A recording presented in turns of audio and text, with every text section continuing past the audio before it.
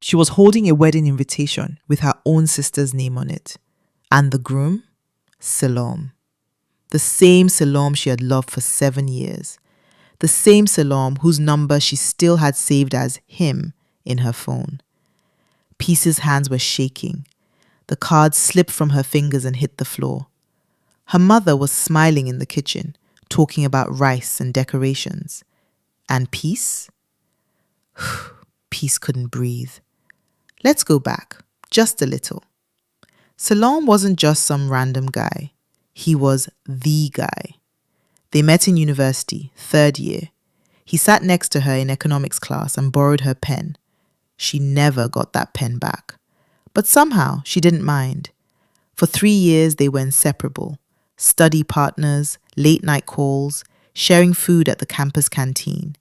He made her laugh so hard she cried. But Selorm never said, "I love you." And Peace was too afraid to say it first. Then they graduated. Life got busy. He moved to another part of the city. She started her job. The calls slowed down. The texts became shorter. She told herself, one day, when the time is right. She was still waiting for that day. Yetunde was everything Peace was not. Loud, confident, the kind of woman who walked into a room and owned it.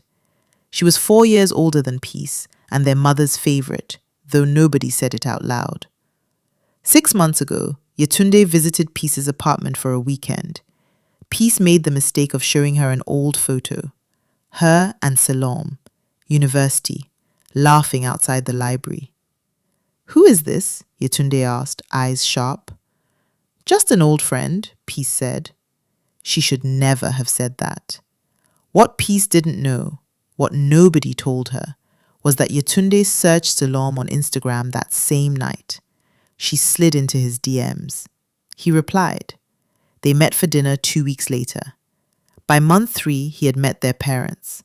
By month 5, he was down on one knee. And Peace? Peace found out the same way everyone else did. A WhatsApp invitation to her own sister's wedding. Peace called Yetunde immediately. "Did you know?" she asked. Her voice was dangerously calm. "Know what?" Yetunde replied, like she was confused. "That I loved him. That I told you about him." There was a pause. Then, "Peace, you said he was just a friend." "Yetunde, I'm not going to apologize for falling in love. You had years. You said nothing. I can't help that." The call ended. Peace sat in her apartment in the dark for a very long time. Their mother called the next morning. "Peace, I need you to be mature about this. Your sister is happy. Selorm is a good man. Don't ruin this for the family." Not. "Are you okay?" Not. "Did you know about this?" Just, "Don't ruin this." Peace hung up and cried for the first time since the invitation arrived. Then she wiped her face, stood up straight, and made a decision. She would go to the wedding.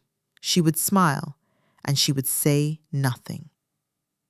The venue was a beautiful rooftop event space in the heart of the city. Fairy lights, white roses, a live band playing softly. Peace wore a deep burgundy dress.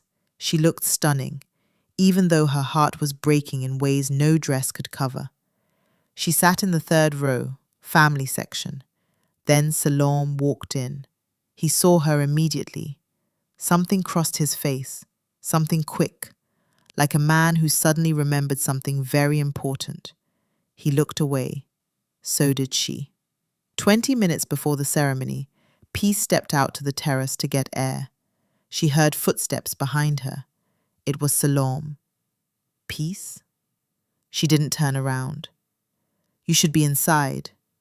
I need to talk to you." "There is nothing to talk about, Selorm. Go marry my sister." He stepped closer. "Did you know that I used to call your number? After university. I called 3 times. You never picked up." Peace finally turned. "What?" "I thought you had moved on. I thought you weren't interested. When Yetunde reached out, I was lonely. I thought you didn't care. The world went very quiet. I changed my number, Peace whispered. My old phone got stolen. I never knew you called. They stared at each other, and then the wedding coordinator appeared at the door. Selorm, we're starting. He looked at Peace one last time, then he walked inside. Peace sat through every word of the ceremony with stone-still composure. She watched her sister smile at the man she loved. She watched him slide the ring onto Yetunde's finger. She clapped with everyone else. She smiled when the cameras pointed at the family section. She was the most composed person in that room, and the most broken. Then came the reception. The best man gave a toast. Everyone. Music started. Yetunde pulled Peace aside near the dessert table. I know, Yetunde said quietly. I've always known. You didn't say just a friend the way someone talks about a friend, Peace. I saw your face when you showed me that photo. Peace said nothing. I should have asked you. I was selfish. I wanted him and I went for him, and I didn't think about you the way I should have.